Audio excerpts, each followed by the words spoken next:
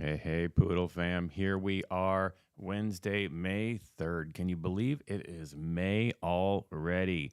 Hey, good to see you, Elle. Thank you for hopping in that chat. I cannot believe it is May already. Where has the year gone?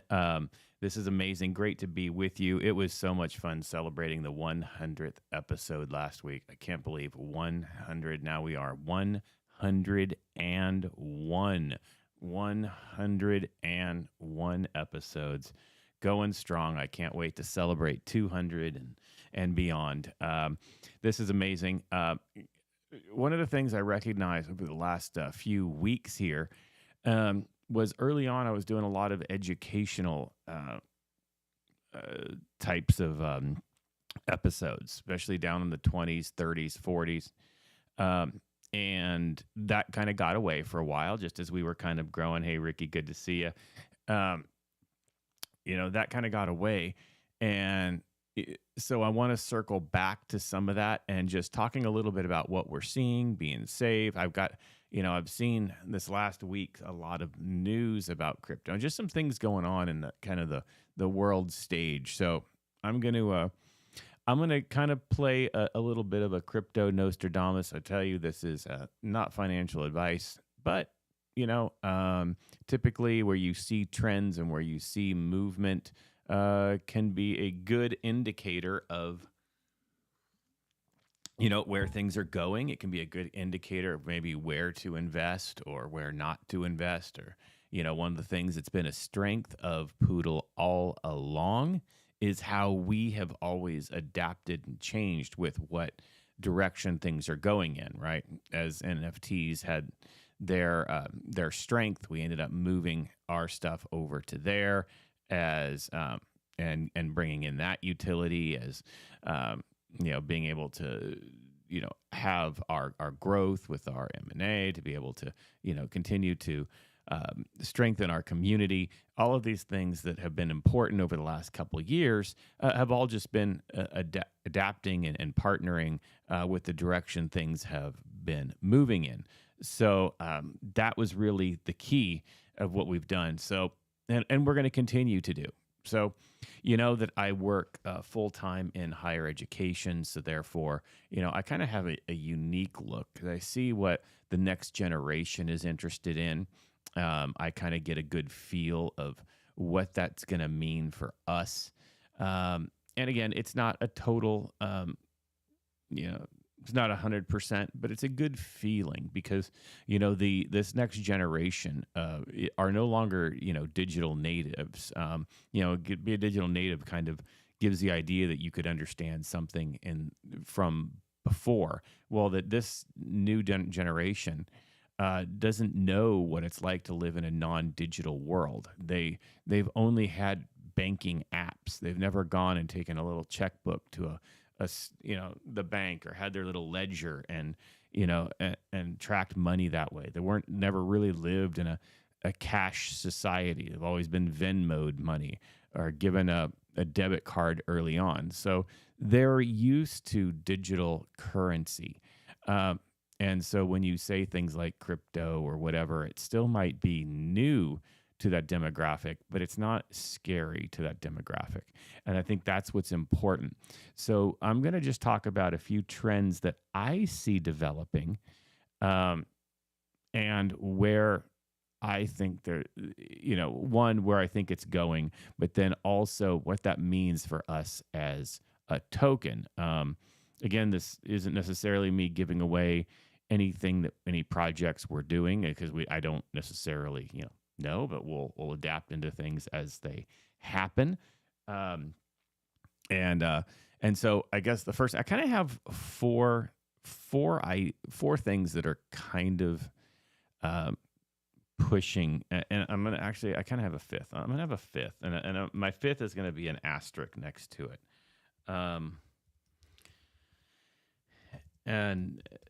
But I think it will be a big player. Maybe it doesn't fit this Q3, Q4, but it will definitely be a 2024 issue, without a doubt. So the first one that I'm going to say is a continued adoption of new NFT utilities. what we're seeing is, a big drop. I was looking at, as people know, I do have one board ape, and when I saw what the the price was before, and of course what it's worth now is just, yeah, it's pretty sad. Um, and in fact, crypto kind of, people have talked about a crypto crash, but I'll say there's been a much bigger NFT crash than there was a crypto crash. And a lot of that was because there wasn't utility behind it. I've been on record early saying what I loved about NFTs was, I believe, digital artists are finally getting their due. They're getting their say. They're getting their moment to shine. But what happened was so much influx into the market without really having a brand or something behind it. And even the ones that are strong are still, have capped off, right? They're still struggling to get that momentum back. But I see it moving. But what I'm seeing is very specific use of an NFT. Early on, we've talked about using NFTs as trading cards, using NFTs as opportunities to have added utility within something else. And I think that's going to continue to grow. For example, everyone aware of like these little Funko Pops here? I think I have one right next to me here. These little dudes, right? These little Funko Poppy things, right? Little characters. There's hundreds of them, thousands of them probably, with different rarities and stuff like that, based on characters that you like. Well, Funko Pop now come out as NFTs. You can actually buy digital versions of things, and they have rare and common and all of that as well. You're seeing brands like Armani and Gucci creating NFTs that go with their designer bags. So, for example, if you were to buy an very expensive purse or something along those lines, you're getting your certificate of authenticity as an NFT rather than just a little card that comes with it, and not just a little label that can be, forged or whatever. So you're seeing this digital stamp, and I'm seeing it within gaming. Another example, Caleb Williams, who just won the Heisman Trophy at USC. There, he actually signed that right there. They're working on a project which is a in-game kind of a NC2A type of football game, but if you can buy the players as NFTs, that allows you those players as skills on your team. That's being able to monopolize brands. It's being able to monopolize added benefit to a brand. And I think that's where we're going to start seeing a lot more. And it actually makes sense because it's an added, an added thing to a purchase. It makes you feel special with it. It's a good way to I'm starting to see concerts that aren't just delivered virtually, but your ticket is now an NFT to show that you were there, that there is a timestamp of when it happened, that you went through, and you can get that collector's moment. We've talked about that before, but now it's actually happening. So is there value? What's the value in the NFT for a lot of that? Actually, not a ton. They're not going to blast up in value like the previous NFT explosion, but it shows authenticity. It shows certification. It shows those types of things. And I think that's going to be a big move, which is good because what happens, as people know, you can't to have your NFT, you have to have a wallet, and that means it's going to be more people getting wallets. The more people who have wallets, the more people that are open up to trading, and that's a good thing for us. That's exactly what we want. So it's kind of like NFTs can, NFT, even just a certification, just getting your designer bag NFT to show your certificate of authenticity can serve as the gateway drug into crypto. It really can, because it's going to make people curious.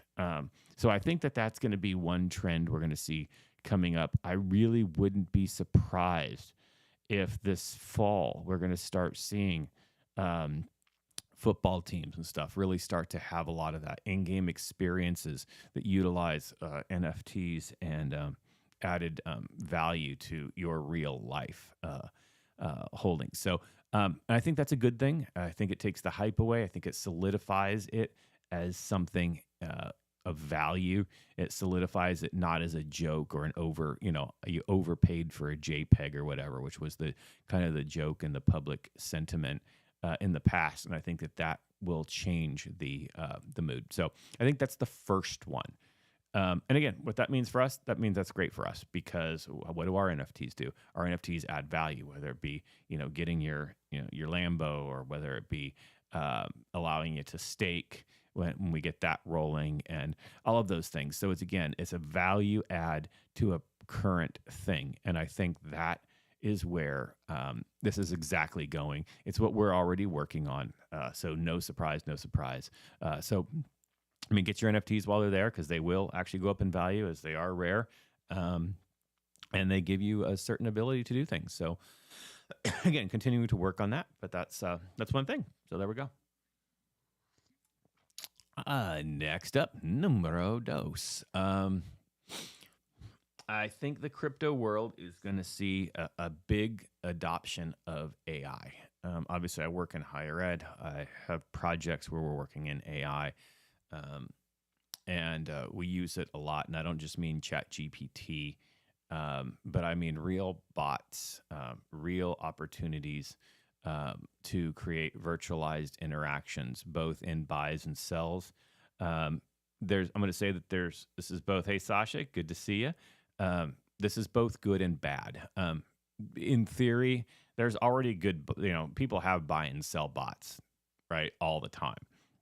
We've seen it, it's sometimes why it's hard to there's always a ceiling. If people can create a bot that will always buy when something's at a certain low and always sell when it gets to a certain point, and they just sit back and let it work. I mean, we know that's existed. There are ways around it, of course. You can kill a bot by, buying the dip, not letting things fall, spiking it up so it can't, there's ways to solve that. But I think what's going to happen is AI bots are getting really to the point where they can also predict human behavior. They can predict FOMO. They can start to predict how we interact in normal life, which is actually a whole other thing, both exciting and scary, right? Because if those are working a market, there could be a lot of artificialness. There could be a lot of play. You can see a bot that, in theory, a bot could create a green, on its own, purposefully create a green candle to get people to FOMO, to buy in, and then crash the candle. Humans do that. Scammers do that. But there's a lot of risk behind it. There's a lot of fear behind it. An AI bot doesn't care. It can play on emotion to make that happen. And so again, that's just really being careful with, where you're investing, making sure you have with tokens that have vetted, doxed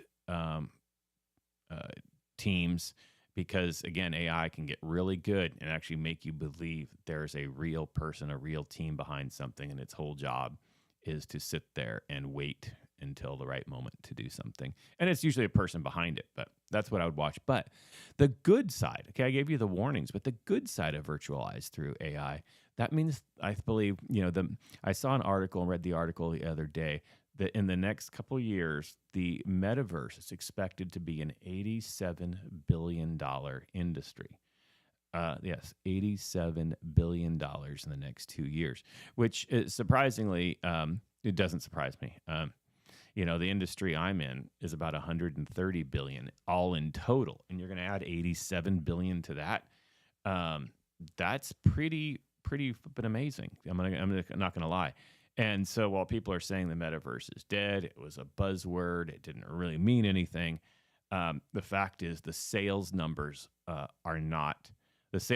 are disproving people's thoughts about it just being, a scam or a buzzword, because the money is behind it. It's kind of like esports was. People thought it was like, who's paying all this money in gaming and people sitting around playing video games, and it is actually more profitable than any other sport, including soccer, NFL, NBA, of anything else in the world. So, therefore, metaverse is the same thing. The sales dollars are trending that way, which means I think that virtualized AI is going to be great. I think you're going to be able to utilize, we're going to have, just like ChatGPT, we're going to start to have tools in our hands that allow us to virtualize our own world. And this is where I want to say that I really believe that metaverse will become more real, and it'll be virtualizing our current world, digital twinning our own world, more than creating fake worlds, which is what a lot of the NFT projects are doing. I think that we're going to move away from that,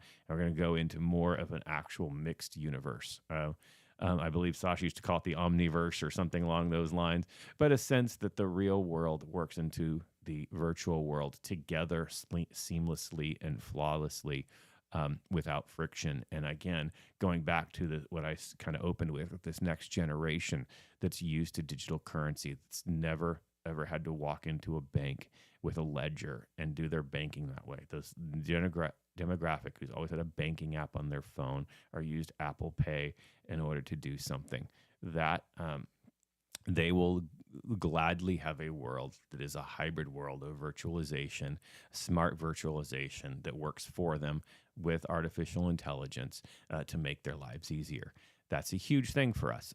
What it really means, again, we haven't done a ton as our token, but again, what it means more movement in the space. We end up growing our pet exchange, and we can get value again as volume grows, as interest goes, as people are used to transitioning. I think you're going to see a lot of money moving between brands. Even going back to my first point of designer brands utilizing NFTs, I think you're going to start seeing trading. You're going to see the basically eBay for virtualized worlds, and you're going to see different types of currencies being able to really be used in real tangible ways, based on a value that the holder and the personalization of the person has. And I think that that's going to be big, and I think that it's going to make a big change for us. So, and again, that's where we want to leverage our exchange. Let's get lots of partners out there, whitelisting, and let's take a percentage of all that volume. So there was point 2. Point 3. Yeah, it kind of goes with the first one, but I'm making it its own point, and that's that big brands are starting to play the game. And what I mean by that is, there's no longer, whitelist is key. White labeling is quick. Did I say whitelist? I meant white labeling. Here we go. Big brands are starting to play the game that we're into. They're not afraid to step into our world. I'm seeing a lot of donor money. As you know, I've just opened an esports arena. I can't wait to show you some of the great stuff, even with POODL in it and our NFT gallery, and the donor money that's come into it, the millions of dollars that's flooding into the space, is huge. And so when you see brands, and it used to be to find sponsorships for stuff like this, you had to go to kind of tier 3, tier 4 brands that wanted space, that were very niche to that market. But now we're seeing major brands. I can't necessarily give their names away, but let's say, the big labels that you would expect to see on any sports arena are starting to put money into sponsorship and donorship. And so when you see that move, they have to be very careful, especially these days, of where they're putting money and where the market share is, right? If you have a very niche community, it's actually harder to get name brand, big brand types of names, right? The Coca-Colas, all that stuff. And I'm just using that as an example because, they have to look at what their reach is. It's like advertising in newspapers and magazines. The first thing, the people who advertise or paying to advertise want to know is, well, what's your reach? What's your circulation? And so That's why it's always been tier 2, tier 3, very niche type of thing that want to get in with that demographic, but they know the reach is small, the cost is small. For a large brand to come in and say, yes, I want to throw millions into this and donate and pay for advertising, means that they recognize the reach, that distribution, the size is massive and huge upside. Also, its ability, again, to get into a demographic early for long term, which is really the key. That's the McDonald's story, right? Why, we all, even as adults, love McDonald's fries, right? We know they're the best fries in the world. But why do we love them? Why? Because they had cartoon characters while we were kids, and we got in young, and it became our gateway drug into our adulthood. And that's exactly what's happening in this space with big brands coming to play, where they're throwing investment into real world use of these virtual things. And you're seeing that they're okay with the crypto. They're okay with NFTs and virtualization because they want that demographic. And again, it means a lot when you see money move that way. When money moves the direction, especially from certain brands, you got to look at who's doing it. Who's doing it means a lot. Not just that it's there, but who is doing it. And we're seeing that, and I think that's going to be huge. That was part 3. Point 4 of trends for Q3 and Q4. This is where I said I have a 5th. I really have 4, but I have a 5th too. And so I'm going to kind of call this 4 and 5 sorted together because I think they move. Just one of them happens first and the other one happens after.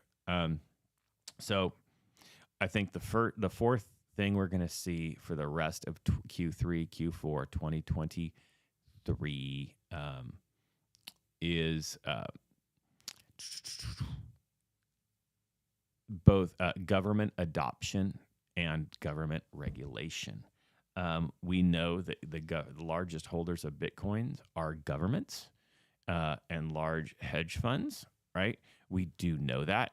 We know that crypto is owned mostly by large governments in general and hedge funds, especially the main staples, the main coins that are out there have always been.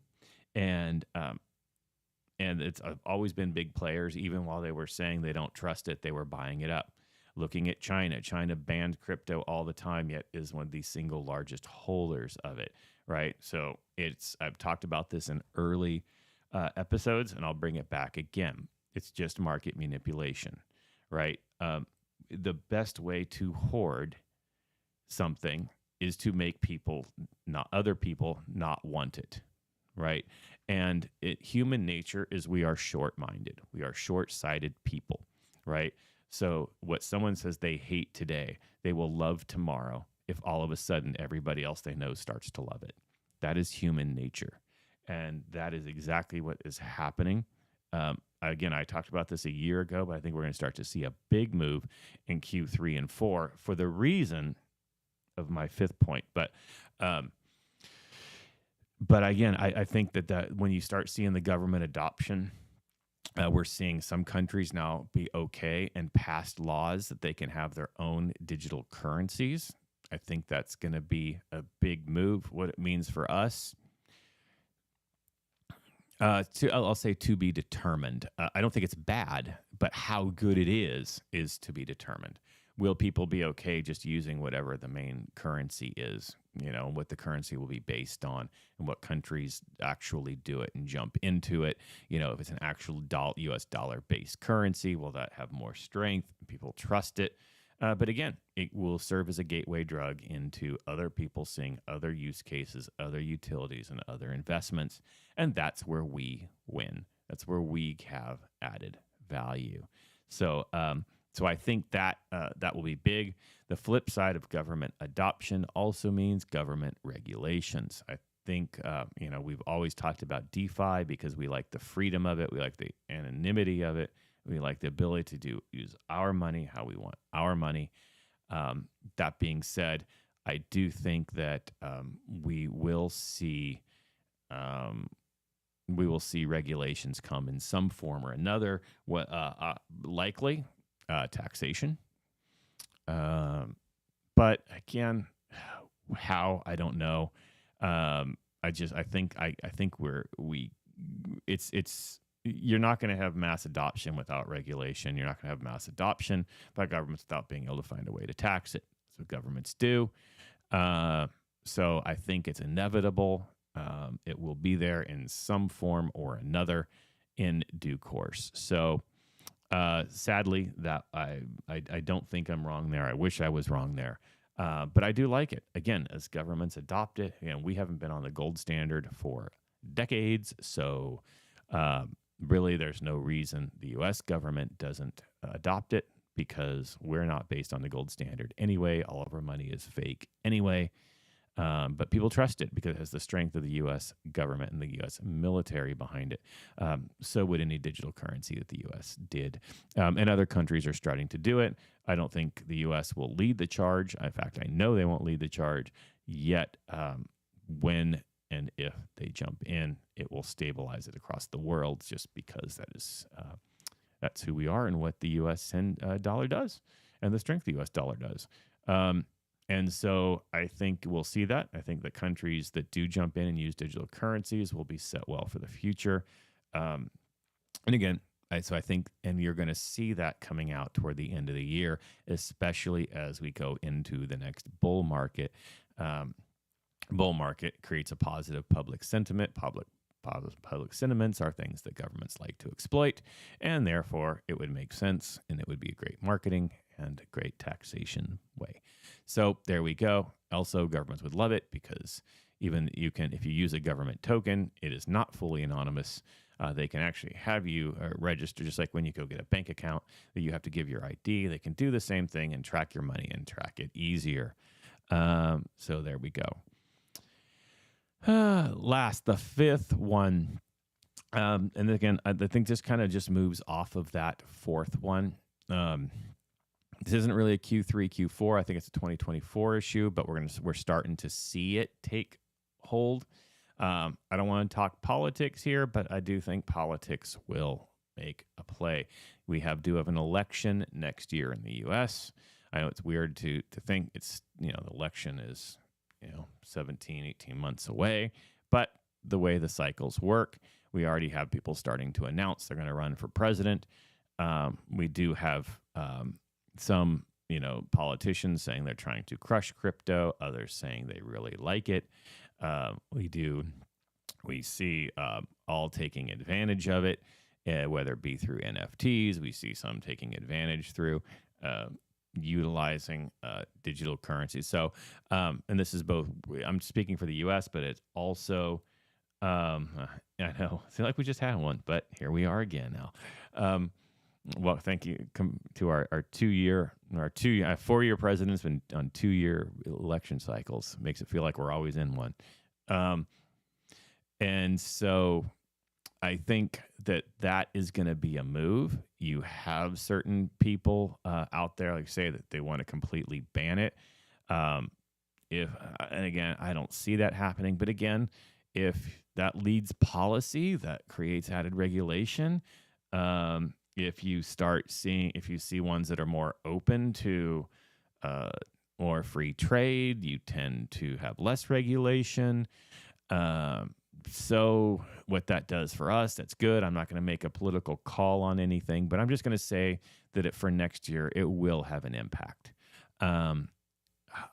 What it looks like, if it's timed well with a bull market, probably less. If our bull market really takes off toward the end of this year and we're really rolling, I think it's less, because it's hard when people are making money and doing well. It's harder to stop. Now, again, taxation will come.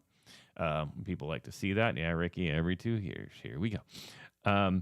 I think, and I think that's going to play. Again, way too early to see how. But nonetheless, it's just there. Yes, Ricky for president. There we go. And I think that's where we're at. I think those are the things to think about. So kind of recapping my 4 points the crypto trends that I see for Q3, Q4 of this year. Designer NFT real utility, stamp approval, certificate of authenticity. Things are doing it. Like I use the Funko Pop example of coming out with their own gaming, doing that stuff. Designer brands, rather than the paper certificate of authenticity, they're sending you an NFT in their app. I think that's going to be big.